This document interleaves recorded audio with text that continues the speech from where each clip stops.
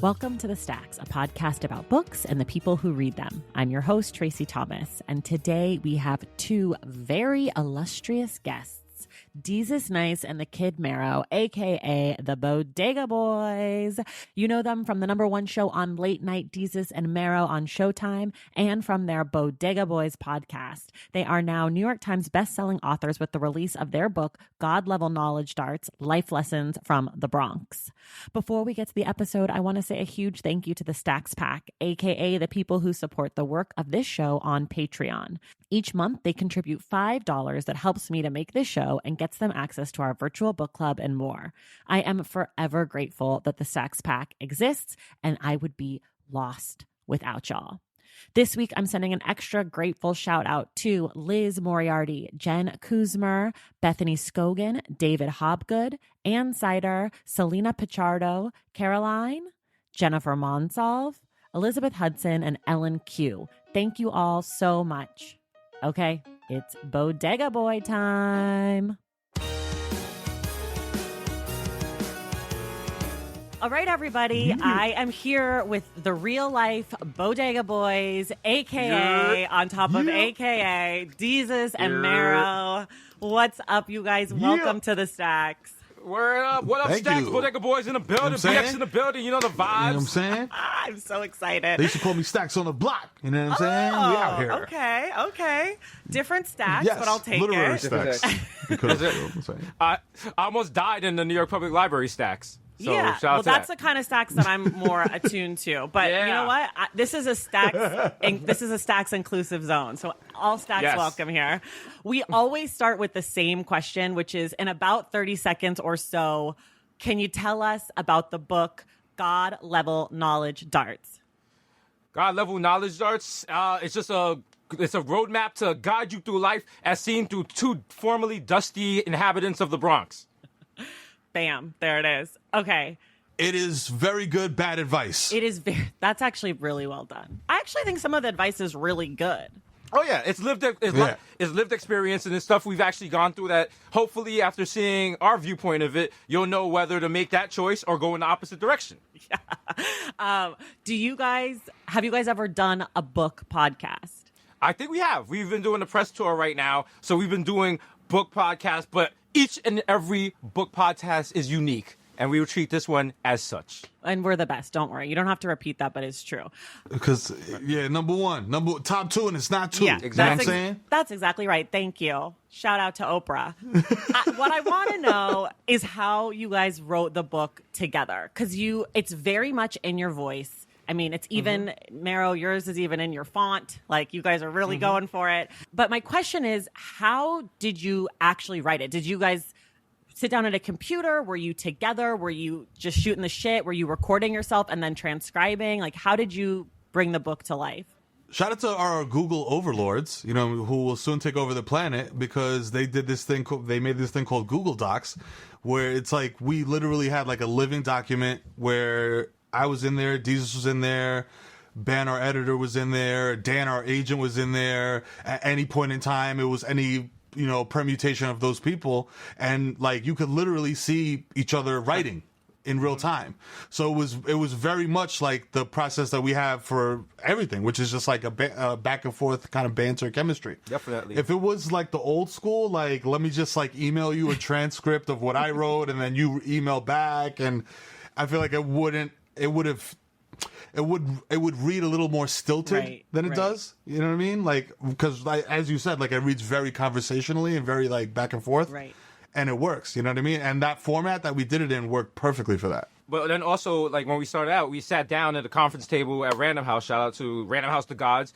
And we just came up with the topics we were going to talk about. So it was kind of like a checklist, like talk about this topic, this topic, this topic. So we kind of went in there with tent poles and we knew what we were going to write about. So that way it wasn't like, oh, okay, I just came out with this topic out of the blue. We knew what we were going to talk about. And then the Google document was kind of like the irrigation ditch that just kept us on track to actually come up with a final product.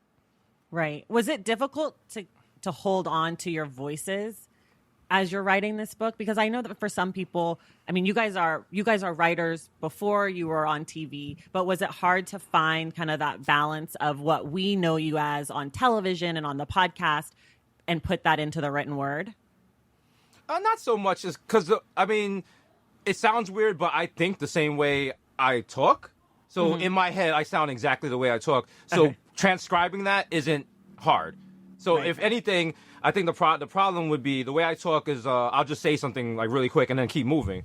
Then I'll go back, and when you're rereading it, it's like, I want to change this. I want to say it a different way. And I can get fixated on that. So sometimes that would happen, like the perfectionist, just trying to get it to sound exactly like Jesus, the way I want it to come across. So, like, that was the only problem. But it was never really a case of losing my voice because, like, we're so Bronx that everything we say comes out Bronx. So it's like we're never gonna have a paragraph that you read. You're gonna be like, wow, that sounds like Scarsdale. Like, no, it's Bronx all day. You feel, you know the vibes.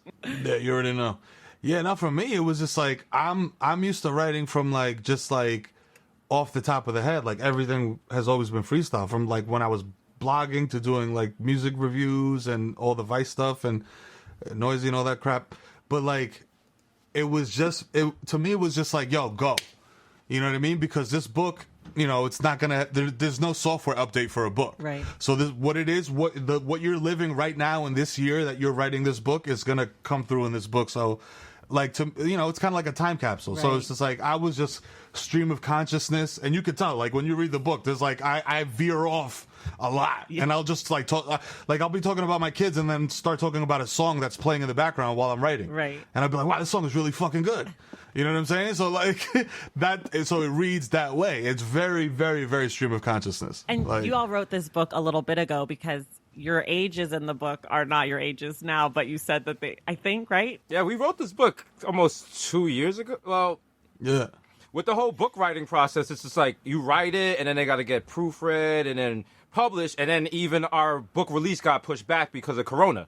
So even that. So there's some parts of the book I read and I'm just like, oh, wow. I can remember specifically where I was when I wrote that. And it's like, wow, that does not even apply to my life anymore. There's people in the book that's not in my life anymore when I was writing the book. Right. So, you know, it's literally a snapshot of our lives at that given moment when we were writing the book. And in the book, on the show and in the podcast, you guys talk about current events. You talk about politics. You guys have had so many politicians on. But in the book, none of that is there. Was that a conscious choice of like, this is going to be a time capsule, so we don't want to too much date ourselves? Mm-hmm. Definitely. I know on my side, definitely, because it reminds me of late at night, because I have like terrible insomnia now. Every now and then when I'm watching Golden Girls, they'll do something super political that makes no sense today. Like the other night, they were losing their mind because Dan Quayle was in town. And you're just like, I know, I get that joke, but like, if you're 15, you're just like, what, who, what? And like, we didn't want to do that in our book. Like, it was super easy to do like jokes that would have been topical and hilarious at the moment when we were writing them. But what were we laughing about 2 years ago? It wouldn't be funny now to read it in a book, especially now during Corona. Like, if we're like, I don't even remember what was funny 2 years ago. Who knows? It could have been like something about Hillary Clinton's emails. Like, you don't want to be some washed comedian still doing jokes from 2 years ago. Yeah. Okay. This question, I've been thinking about this question since before I ever knew I was going to have you all on the podcast. I know Shay Serrano is someone that you guys know, and I love Shay. And he's so great. He was on the podcast last year, and in talking to him, I realized that sort of the persona that Shay has on Twitter and in his writing sort of is almost, gosh, this is such a hard question. I don't know how to say it, so I'm going to just push through. But he is so smart, and I understood that when I started talking to him about his book, and he started talking about his process and what he was thinking about and how he was crafting his work. However, the persona that we see online is someone that's super casual and someone that just things just pop into his head and he says whatever he's feeling. And after talking to him, I went and I saw you guys live here in LA. And one of the big takeaways from your live show for me, and then in reading this book and in watching you and being just like, you know, a fangirl, is that you're so smart, and I can tell that the work that you're doing is crafted and really thought out. But how do you guys balance that part of yourselves with the sort of persona or the performance part of what you do, which is feels a lot more casual and almost like the audience is supposed to think that you guys don't even think about it and it's just all natural. So I guess the question is, how much of your performance is crafted, and also how much of that do you really think about?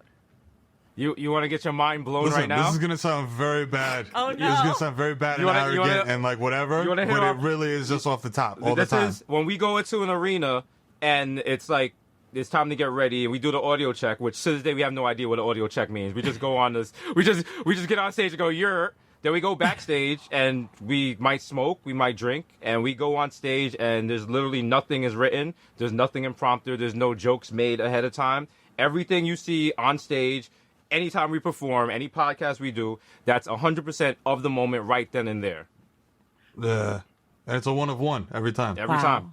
Wow. It's gotten to the point where, and then we just enjoy doing it. Like the feeling, like I'm cracking Mero up, Mero's cracking me up, we got the audience cracking up. And what happens a lot of times at live shows, we go long. We are just having so much fun, we physically have to be forced off the stage because we would just keep going. In the most infamous story, Wilbur Theater in Boston, we're just going. And before the show starts, our managers, everyone's like, they're like, listen, when we flash this light, that means get off the stage. That's like your 15-minute warning. If you hear this noise, that means get off the stage.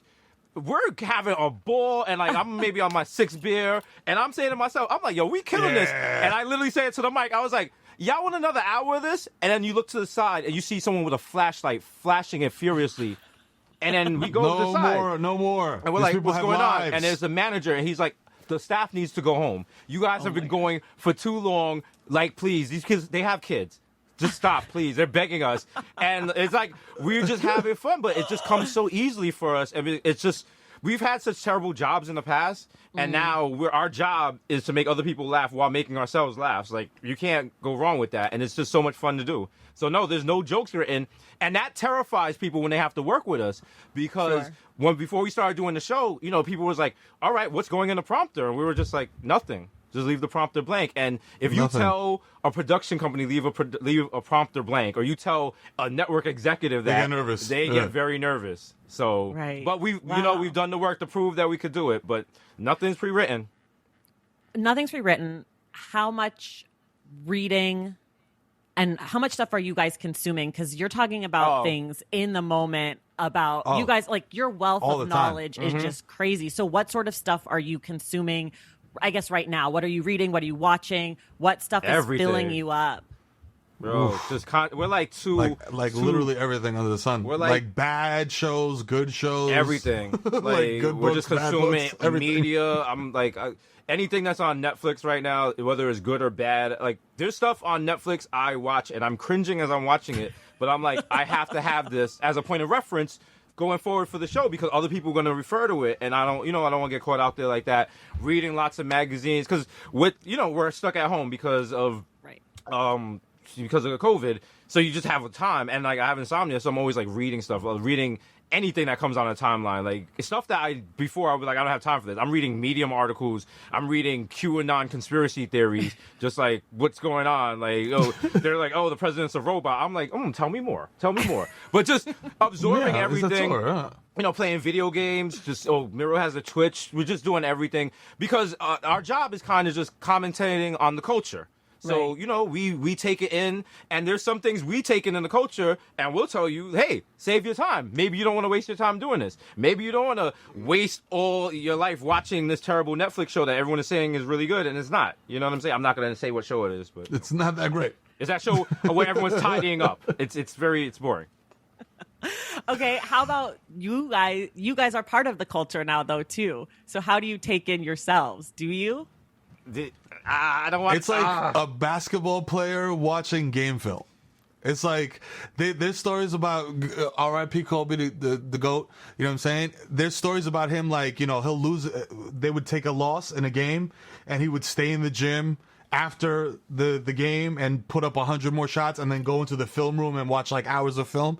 Like I feel like being in TV and creating this content, like you view it differently. Like you're like, oh, that was a great shot. You know what I mean? Like, you appreciate like little like cinematography and like the way things are shot, like certain dialogue lines. Like, oh, that was clunky. Like that didn't sound right. I would have did it like this or whatever. So it's just like it's more like surgical than like but at the same time, it's like it's really dope to see because like when we do the show, like we only see what we're doing in the moment. We don't see the finished polished product. Right. And when Sundays and Thursdays when the show comes on, it's just like, oh, like, yo, shout out to the graphics department, they freaked out, or you know what I mean, like it's and it's just like so many, like seeing the finished product is exciting. I love it. I'm like a little kid when I'm on TV. It's like last night we had the shout out to Blackish. They had the election special, an animated version, but it came on after the NBA Finals, so it didn't start at 10 o'clock. So it was running a little late, and I know we were in it, and our segment was about to come on at the same time as our show, and I was like, what am I going to do? Because I religiously watch our show. That if you ask any, like even when it's time to do the podcast, if the podcast is going to interfere with the show, I'm not doing the podcast because I have to watch the show because I love watching the show. It generally it's a funny show. I enjoy watching it. And it's to the point where thankfully, people don't see this.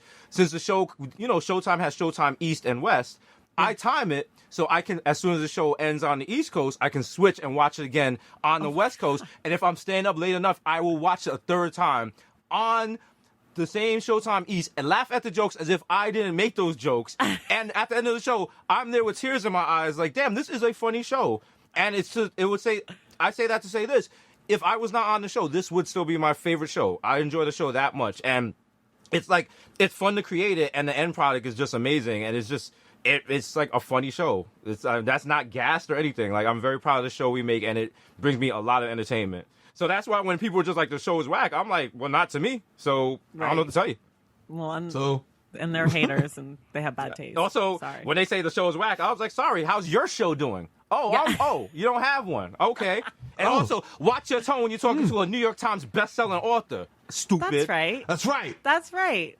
Yeah, leave me alone is how I would say it. But I'm not from the Bronx. But I have lived in the Bronx. I want you guys to know. I lived Where? in the Bronx. So this is a long story, but when I met my now husband, I was living in the financial district of Manhattan, and he was going to Albert Einstein Medical School in the Bronx. And then, as you guys know, that's really far apart from people. Right. It's like about as far as you can be. And then my lease was up. And you know how that story goes. I moved in with him before we moved to California. So I lived in the Bronx, like in housing, up. Oh, nice. Yeah. So I'm fake Bronx. Yeah, And I'm you really got a Californian. You almost there. There you go. If you can remember the street, No, I can't. You're good. I can't. It was All right. 12 years But ago. you know what? Listen, you gotta just be vague. You're like, yeah, I lived in the Bronx for a little bit. That's I it. lived off the 5 local. There you go. If you got you Boom, know that's you it. know Because it's flag express. posted If you there. remember your stop, you remember the stop? No, 215. East 215. There you go. On the 5. Oh wow, you were not too far away from me. That's a stop, right? Yeah. Okay. 215th Street. Yeah. It was Yeah, above yeah. ground. It was above Yes, ground, above which ground. I remember. My bones Talk to remember them. that shit in the winter. Talk to them because a lot of people in New York they never venture out far enough to realize the train goes above ground. The Yeah, first time it you're on sure the train and it goes above ground, you're like, what is going on? Looking around think like, what the hell? That's the New York City version of the Rapture. You're like, oh my God, where are we going? Listen, it's like a weird rift because when you're coming out of the tunnel and as a graffiti kid, I love this. Every subway tunnel that you come out of is smashed with graffiti on every side. So it's like you're going through like this weird vortex, like you're coming out of a dark tunnel into like this mad color, color, and then you're like, pow, we're in the hood. Yeah. Welcome. Hello. Anyways, okay, enough about my stint in the Bronx, but I just wanted you to know that I'm real. I'm legit. I'm a legit Bronx. BX all day. Yeah. BX all day. Yeah. I lived there for 6 months. Boom. Anyways. BX 6 months. Yeah, that's right. 6 months for me. This is actually related to your book and the current moment. I'm going to try to bring everything together. In the book, y'all talk about the New York PD. You grew up in the Bronx. You're kids of the stop and frisk era. And so I'm sort of curious about right now, everyone, I guess, in the last 6 months discovered that there was racism and that cops could be mean to people. Like, that's like this thing that people were like, whoa, did you know? So I'm curious what that's like for you guys, who I'm sure have been like, New York Police Department, super great guys. We love them so much. It's hilarious. It's hilarious. It's funny because, like, to quote, rest in peace, Prodigy from Mobb Deep, he called them New York pricks and dicks. And I was just like, I thought that getting stopped and frisked was normal. I thought it was illegal. Right. That's how pervasive the shit was. Right. It was just like, like, I'm walking to the store and you're going to drive down the wrong way on a one-way street just to hop out, scare the shit out of me, throw me up against the wall, and ask me what I'm doing in my own neighborhood. So, like, you know what I'm saying? Like, and that was just regular. You wouldn't get booked. They wouldn't bring you in. You know what I'm saying? Because if you look at my rap sheet, there's very few charges on it, but there was so many interactions with police where they were just like, fuck it. Like, I'm just gonna fuck with this guy. You know what I mean? Like, because he might be doing something wrong, maybe. Right. Because he's a brown man walking around the street, he might be doing something wrong. So those lived experiences, it's kind of like you kind of side eye the people that are like, oh my God, police brutality. Like, bruh, this has been happening for a long time, and it's not new to us at all. Right. Yeah, it's like, I've been stopped and frisked so many times. It's to the point where someone on the timeline was complaining about their first time being stopped and frisked. And, like, they were doing, like, a long thread about it. I'm like, yo, look at you, rookie. Like, come on, we've been about this. But it's also wild watching people who are just, like, they didn't know this was going on. And it's just, like, you realize how insular America is and how it's possible to just not ever... There's people who have never had a bad experience with the cops. People who love the cops. People who... Every interaction they've had with the cops has been good, so you can't expect them to ever think the cops are going to be bad as people. Whereas our life has generally been the complete opposite. Like, it's, for example, I think someone said they got locked out their house once, so they called the cops, and I was like, well, what? I would never do that. Why would you invite... That is like on a list of 100 people to call. That is not even... They're not even 1,000. You know what I'm saying? So it's just our different interactions. I'm calling 99 locksmiths first. So then it's just like, you see, like, now that it's coming, the people, the marches and everything, it kind of gives you a little bit of hope, because at the same time, it's like, we went through this, and now you see a younger generation going through it, and they're like, enough is enough. And it also kind of breaks your heart that they're fighting to stop the same thing you went through that you were fighting to stop. But it gives you some hope that, more people, you look at the protests now, and it's not just us. There's more people. It's more diverse. It's different people caring about it. You're getting different voices elevating the struggle, and something could happen. I know it's like, it seems like a losing fight, but you got to think about, like, even with Jim Crow and on the buses, black people not being able to sit in the front of the bus.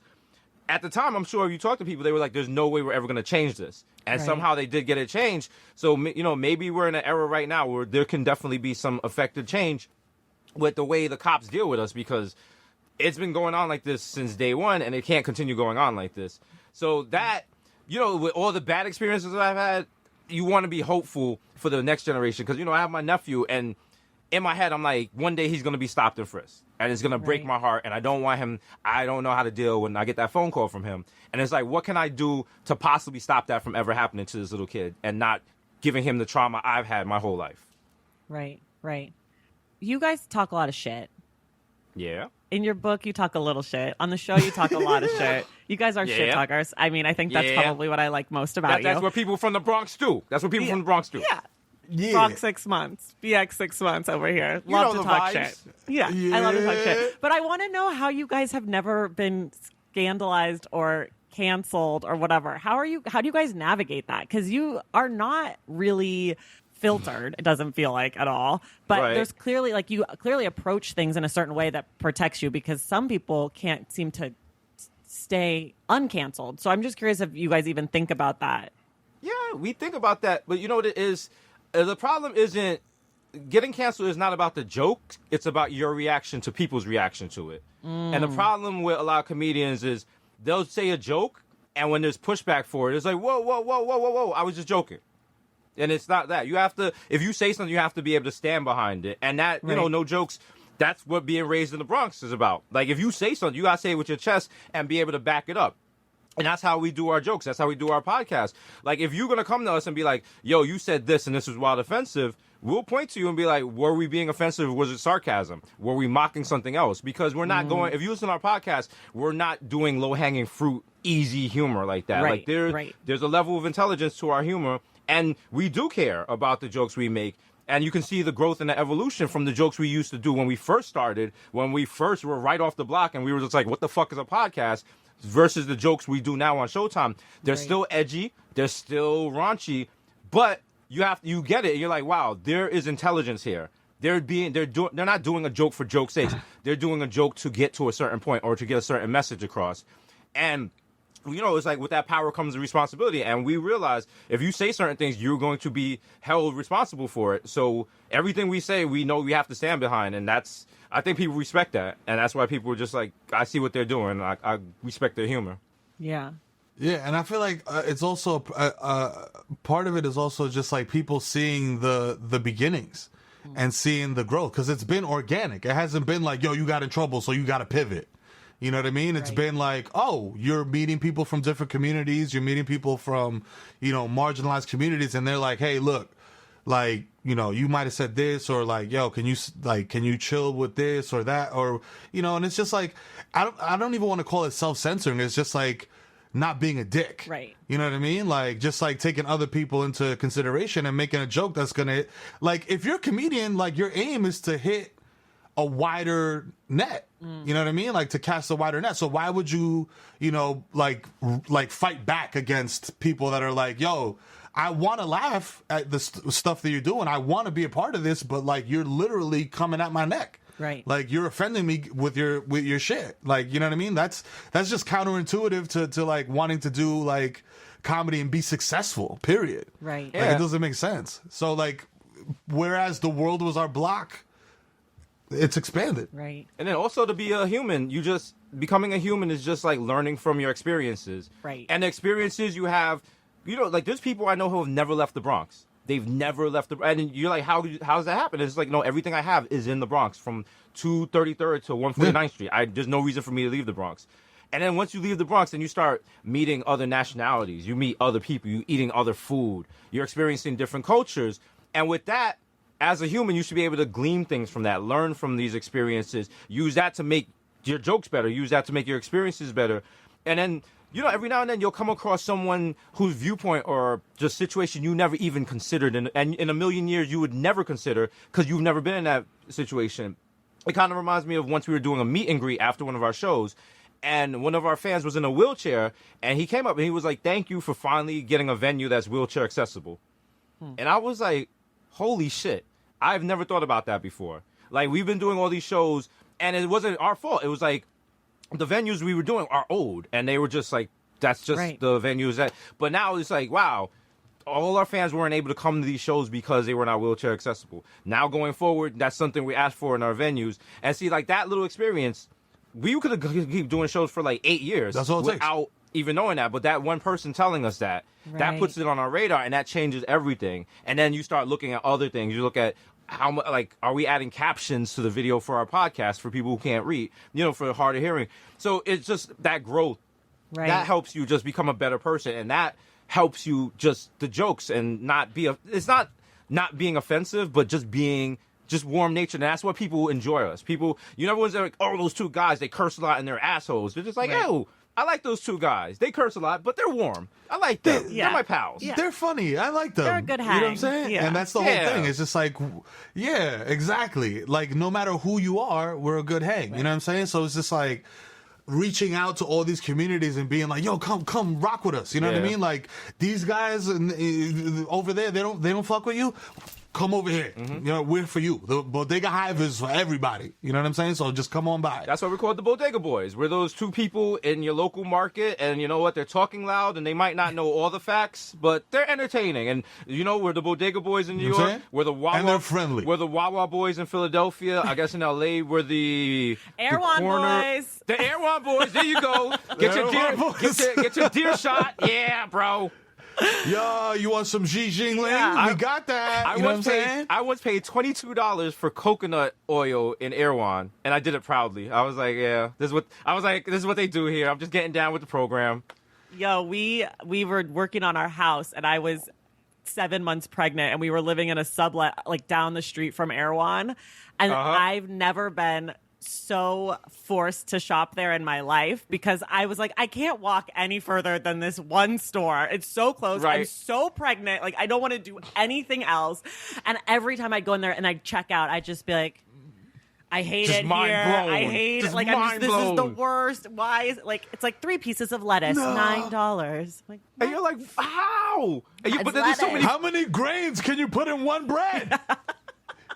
And you're looking around, and Like there's so many. 28 There's grain so many bread? people in there, and you're and just like, no one else is looking around but you. Like, I'm looking like, I'm Right. like, oh, okay, bottle of water, $9. I'm like, what's in this water? And everyone else is like, water. yeah. so Everyone else is delicious. just reaching across you and getting like Yeah. 4 of the Oh. $9 Yeah. bottles, and you're like, Yeah. Wow, okay. So, cool. yeah. That's $36 worth of children tears. Yeah. Okay, wait, we're gonna take It's like the strangest shit. We're going to take a quick break, and then we'll be right back. Valentine's Day is upon us, and I've got love on the brain. Love for books. Duh, of course. Hello. Did you forget what podcast you're listening to? I love bringing you all great reads, exclusive author interviews, and behind-the-scenes book gossip. But I can only do that with your support over on Patreon and Substack. Our Stacks Patreon community, also known as the Stacks Pack, is where you can go for book club meetups, a private, very active Discord, and a year-long mega reading challenge to help you achieve all your reading goals. Plus, you also get that monthly bonus episode. Now, over on the Substack, you can subscribe to my newsletter, Unstacked, where I keep the book conversations going.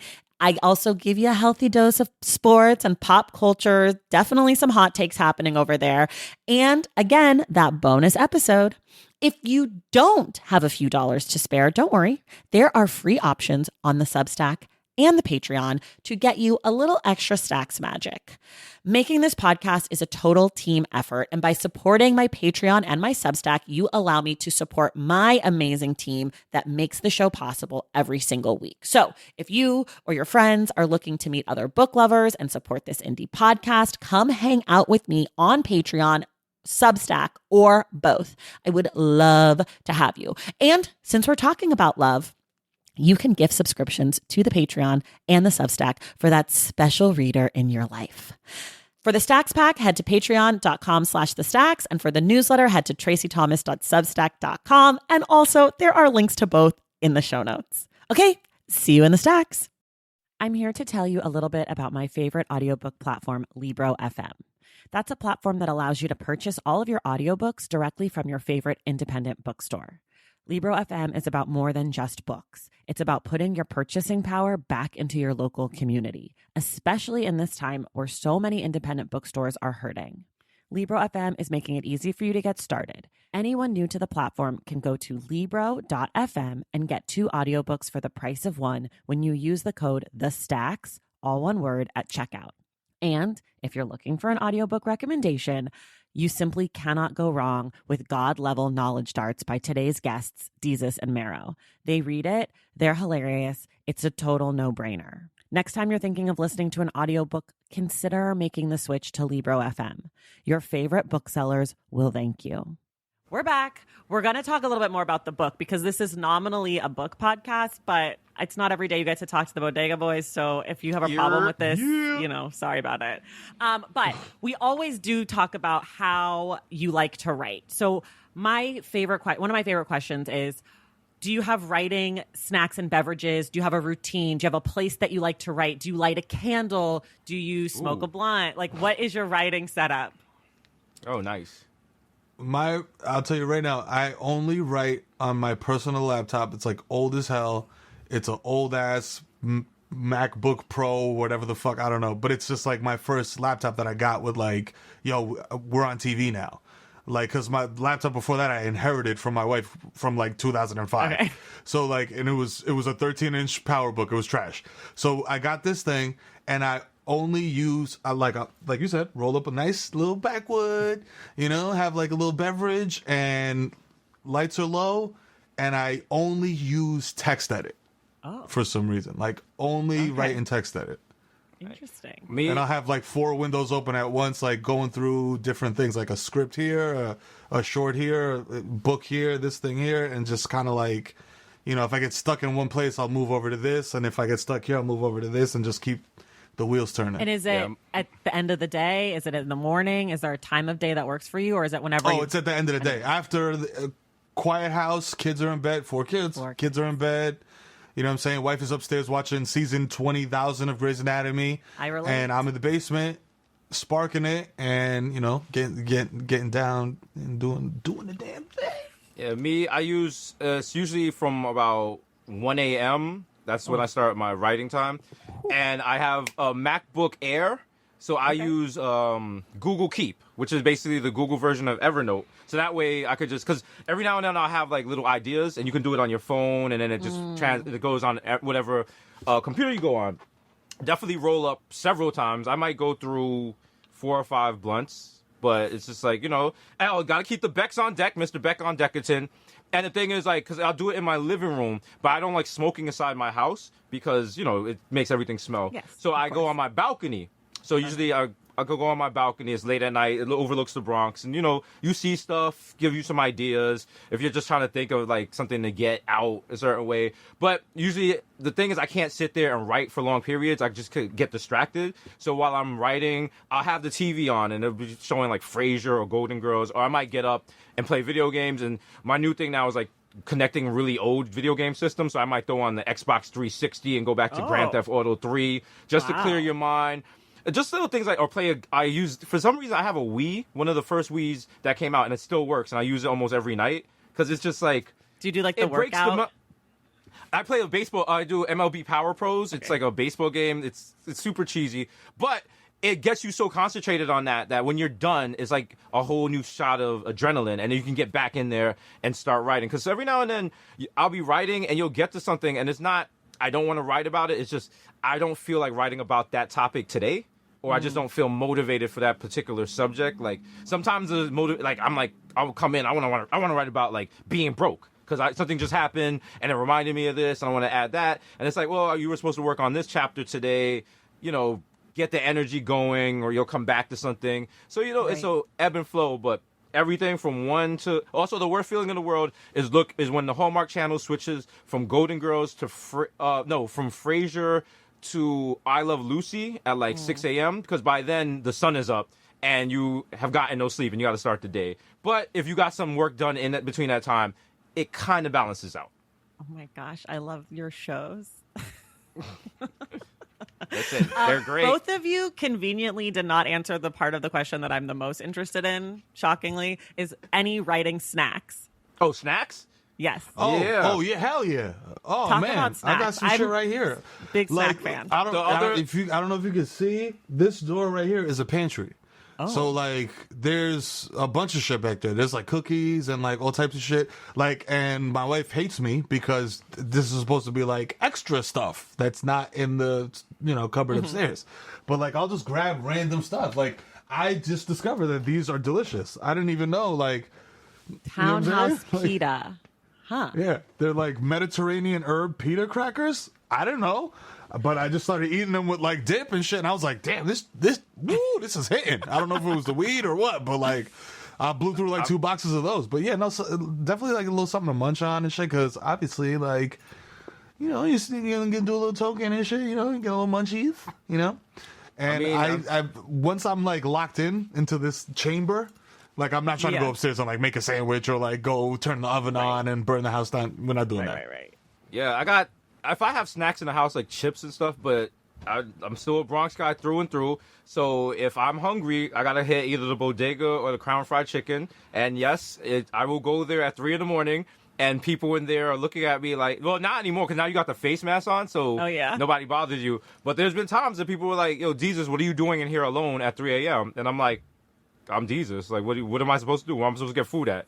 And you go to Crown Fried Chicken. I usually get the dinner box because that comes with the that delicious potato salad. It's like mashed potatoes with the like fake gravy on it, which is really bad for you. But it's hitting at 3 a.m, especially if you've been smoking. If not, I'll get the pizza from the Crown Fried Chicken because they also make pizza now. Or if I'm really trying to push it, you get the beef patty with cheese, and you get pepperoni inside the beef patty with cheese. So it's kind of like a pizza patty. It's sacrilegious to Jamaicans, but it's really good. It hits well, and You know what? You regret it in the morning. When you wake up in the morning, you're just like, whoa, what was I doing? What did I eat? My stomach hurts. But at the moment, it's so good. It's so good. It's so greasy. And then I'm just like, wow, this is the same way William Shakespeare worked. He had a piece of chicken in one hand, and he had the other hand on the MacBook. You know, just classics. For sure, 1,000%. It's also it's sacrilegious to your butthole too, bro. The next day when you. We're both violently lactose intolerant, by the way. I know. I got that in the book. You guys made many references to the lactate, and I carry lactate for my husband, who's also washed. Vibes. Yes, very, very washed. Yeah. Listen, nothing sexier than on a date just reaching into your pocket and pulling out a lactate. Yeah. Well, it's even better when your wife reaches into her purse and goes, are you sure you don't want to lactate with this? Oh, wow. Yo, get out of here. Is this my life? Every time we go to an Italian place, like, it's just like, here. Like, she just puts it on, like, before we even order anything. She's just like, here, take this. You're going to need lactate shaming for sure. You guys made reference to it in the book, and you also sort of made reference to it here. Your editor. What does your editor feel like? Is your editor someone who's edited other people like y'all, or was he or she like, I normally do literary fiction, and then you guys are coming in hot in the Google Doc like, I'm so fucking high, and like yada yada yada, and they're like, So shout out to Ben Greenberg, bro. Like, mega shout out to him. Like, if he has not worked with people like us, then Ben was bodega high from the jump. He seems like he knew. Okay. He was super amped. Like, everyone at Random House was super amped to work with us. I remember just being in a conference room, and it wasn't the kind of thing where they were just like, oh, I've heard about you. They were just like, oh, Bodega Hive, They knew about the podcast. They were so amped to work together, and it was just like, they said they've worked on other books. Yes, other books, super professional, super literary, blah, blah, blah. But they said this book was fun to work on. And if you look at the emails we were sending, it didn't seem like an email between an editor and writers. It was just like homies. Just like, yo, blah, blah, blah, yo, do that, yo, don't forget this, this. And then him just sending emails like, oh, my God, that last chapter was so funny, keep it up. Like, little things like that. So, shout out to him. He made it super cool to do the book. And also, he was in the Google Docs with us. Right. So, you'd see him in there, and, like he's, like, ha-ha, like, little notes in the side. He just it made it so easy to work with. Shout out to Ben the God. That's good. Love that guy. Yeah. I was going to say, that was the funniest part, is just that he would pop into the, like, like Google, like, how you have to, like, solve and edit or whatever in Google Docs. Yeah. Like, I'm just going through, like, okay, where did I miss a comma? Where did I fuck up a punctuation or spelling or whatever? Just going through, like, proofreading or whatever. And I'm like, you'll come across 5 or 6 notes that are just LOL. Yeah. You know what I mean? And I'm just like, okay. Resolve. Check. Oh my God, I love that. Well, I was reading the book laughing out loud, thinking, a lot of editors in the publishing world are very stuffy and very Caucasian. And I was thinking, like, yo, I'm so curious who their editor was and what that transition was like. But it's dope to hear that it was someone that already was on board with what y'all do. And so you were able to just be you. That's great. He was not stuffy at all. He was very Caucasian, but he was not stuffy at all. They're almost all very Caucasian, to be honest. Yes. I know you read magazines and all that type of shit. Do you guys read books too? And what sort of stuff are you reading that are books? Oh, yes. I have to read books. I like art stuff. Like, I shout out to Kat Marnell. I'm a little late, but like I've been enjoying How to Murder Your Life. You know what I'm saying? PPP gang all day. We're out here, and I have a bunch of like art, graphic design type of books. Like this one's really dope because it's really big. It's huge. Wait, Beyond the Streets. Oh yeah, say the name. This is a podcast. Beyond the Streets. Right. Okay, yeah, no, I'm showing the video like a bozo. It's Beyond the Streets, Vandalism as Contemporary Art, compiled by Roger Gassman. The other one was How to Murder Your Life by Kat Marnell. So with those two, also Peace Book and World Peace Book by David Villorente, aka Chino. Like those two, and also and we were started talking about Shea Serrano. I dove headfirst into basketball and other things, and movies and other things, and it's just like so good. And I was just like, bro, like you were talking about like voice and like the casualness of the thing, but like it was still very structured and good. I was just like, man, like that's like goals, literary goals. Like having a book that's super duper fun to read, but isn't like a mess that's just like all over the place. Right. Totally. Yeah, I gotta read because my mother was a librarian, so I have to read. Like if she finds out I'm not reading, she'll come up here from Florida and smack me in my head. But right now I'm revisiting because I was also an English major, so I read a whole bunch of like every book ever written, probably in one day for like one class because the teachers were merciless. But I was rereading Richard Wright's Black Boy when this all started, when the lockdown started. And like I've read it 50 billion times, but this time reading it, like I never realized I kind of glossed over the whole communist socialist aspect towards the end because when I was younger that was like boring to me. But then reading that part of it now, especially with everything that's going on, it has a whole new frame of reference. And then another good throwback, Parable of the Sower by Octavia Butler, which is for the pandemic. Come on, things that I read in the past they take a whole new, you look at them differently now because like we're in a time that you wouldn't like, it's kind of like that Twilight Zone episode where that guy, he's always busy. And then something happens to the world and he has that whole collection of books and he's like, I finally have time to read. But then his glasses break and it's like tragedy. But right now we're at that point where yes, people have time to read. We're stuck at home. Right. We're all like, yes, we have jobs and everything, but you have opportunities. Like you can read in the bathroom. Even you don't have to read a whole book. You can read a piece of a book, and it's like we're not running around as frantically as we used to be. We're very at home. It's like they made Quibi because they were just like, oh, everyone's gonna be running around. They want to watch shows on the go, and it's like, no, right now, we just got time, baby. We just got time. Bad timing. Really bad timing. And remember, books are the original version of Netflix dropping a whole series at once. Right. So, I'm just revisiting old books that I've come to love and enjoy. And, just read it. Because magazines are cool, but when you read a book and then you're able to put it on your bookshelf, especially now with Zoom, now you're bragging. Now, like, you hop into Zoom, you're like, look at all these books I read. What's up? And then you can start flossing with it. You can put them in color order. You can put, like, me. brand new. I'm team color order. I'm team color order. Look, we could do a whole podcast on flexing on Zoom using books. Oh, there's like articles. It's like, oh, look what Meryl Streep is reading. I'm like, right? Not impressed, Meryl. Honestly, could do better. Not enough diversity on your bookshelf, Meryl. I'm like, wow. There's a lot of James Patterson back there. Ooh. It's true. You like if you want to reread a book right now, we're doing on the podcast this month is the autobiography of Malcolm X. I just reread it last week, and that shit slaps so hard right now. It's wild. It's wild. Like that book is something. The first time you read it, you're like, whoa.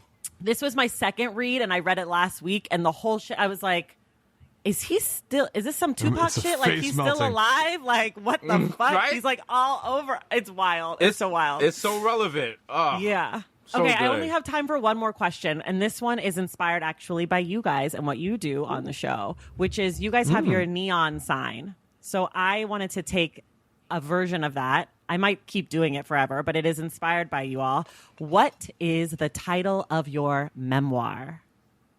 Ooh, the title of my memoir.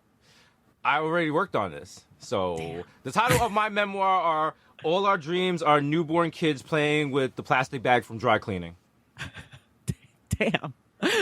All right. I can't wait to read that. I don't even know what that means, but I'm so fucking juiced. Hey, bruh. Just because I did this shit don't mean you can't.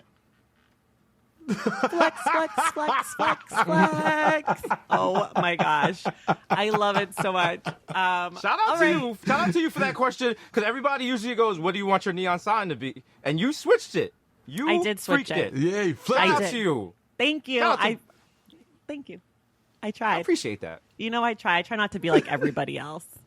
I try to actually think for a little bit. Stacks is So different. Good. Yes. Oh my gosh. Thank you both so much for being here. The book is called God Level Knowledge Darts. It's by Desus and Mero, not to be confused with anybody else, aka the Bodega Boys, aka. Y'all are so dope. They have a podcast. They have a TV show on Showtime that just got picked up for another season. They are New York Times bestselling authors, and they are now officially friends of the Stacks Pod. Thank you both so much for being here. Thank you for having us. Yeah, thank you. And we will Shout see out to y'all. the Stacks. Stacks all day. Okay. Yeah. Keep on stacking. Yeah, keep You have to say- stacking, y'all. No, you got to say, That's we'll right. see you in the Stacks. Okay. That's the sign off. Got you. Ready? Yo. 1, 2, 3. Yeah, we'll see you in the Stacks. We'll see you in the Stacks. All right. See you in the Stacks. Thank you guys so much for listening today. Thank you to Desus and Mero for being this week's illustrious guests. Also, a huge thank you to Taylor Noel, Vanessa Agovido, and Allison Alonso for making this interview happen. Remember, the Stacks Book Club pick for October is the autobiography of Malcolm X, as told to Alex Haley, and we will be discussing the book on Wednesday, October 28th with Mark Lamont Hill. Please make sure you're subscribed to this podcast wherever you get your podcasts. And if you're listening through Apple Podcasts, be sure to leave a rating and a review.